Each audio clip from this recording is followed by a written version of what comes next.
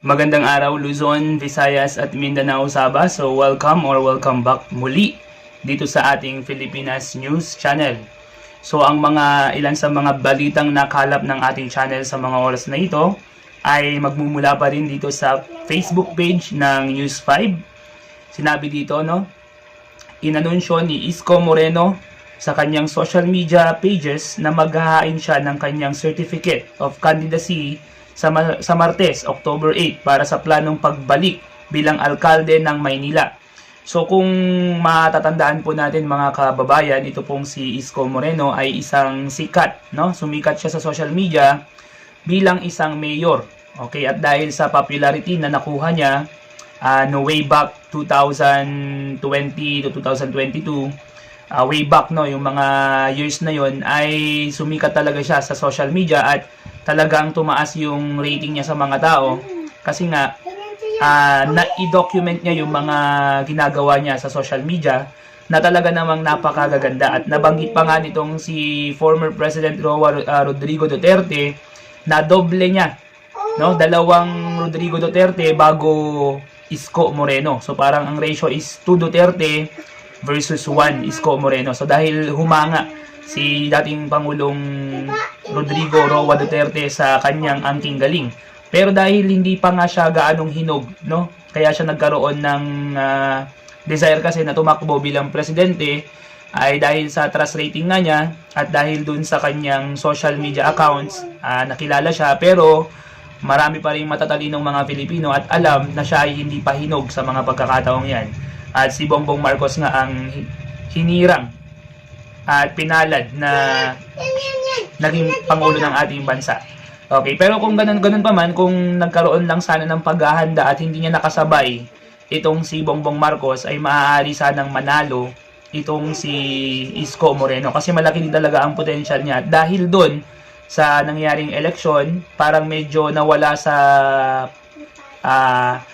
social media itong si Isko Moreno nung ganun-ganon. Okay, ewan ko kung ngayon ay nasa social media pa rin siya pero as far as I am concerned, hindi na siya ganun masyadong katunog. Okay? Ganon din, sa iba pang mga balita, si Senator Bong Revilla ay muling tatakbo sa pagkasenador matapos siyang maghain ng kanyang Certificate of Candidacy ngayong Lunes. Kahapon lamang po ito, mga kababayan. Ibinida ni Revilla ang mga batas na naipasa sa kanyang termino bilang senador. Anya na kapag hain siya ng nasa 1,979 na panukala at resolusyon kung saan 333 dito ay naisabatas na.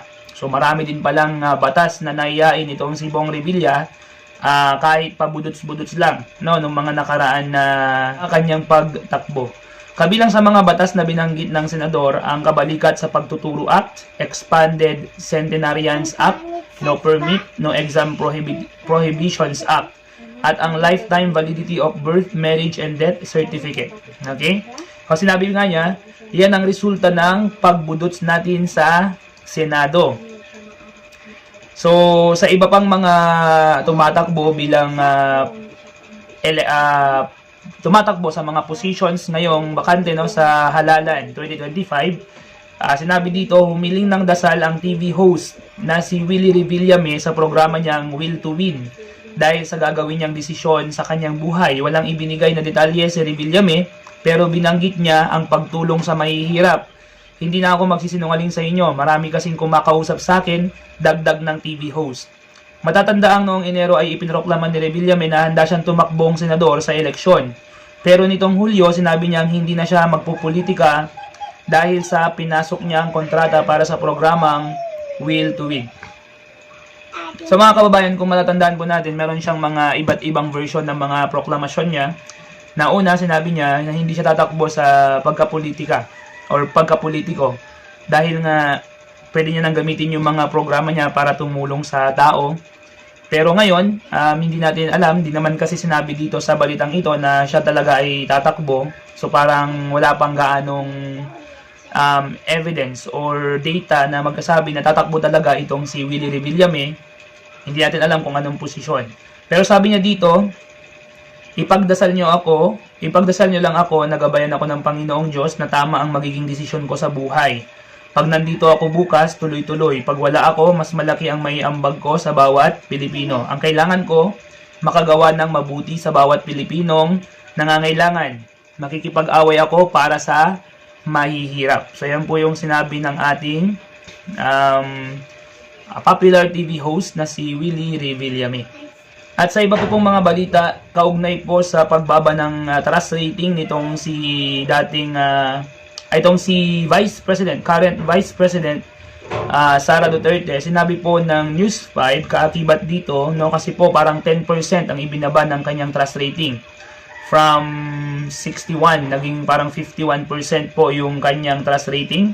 And sa News 5, sinabi po, posible umano nakaapekto sa bumababang approval at trust ratings ni President or ni Vice President Sara Duterte ang pagbansag sa kanya ng ilang kongresista bilang Bratinela.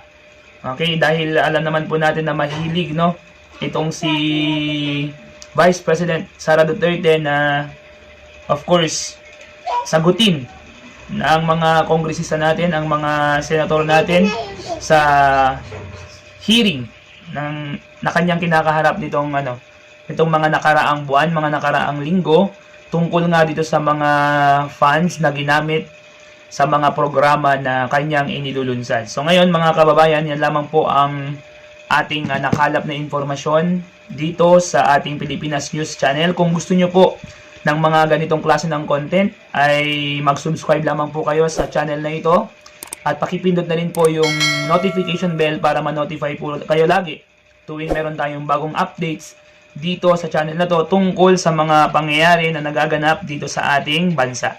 So once again, this is Pilipinas News Channel. Peace out.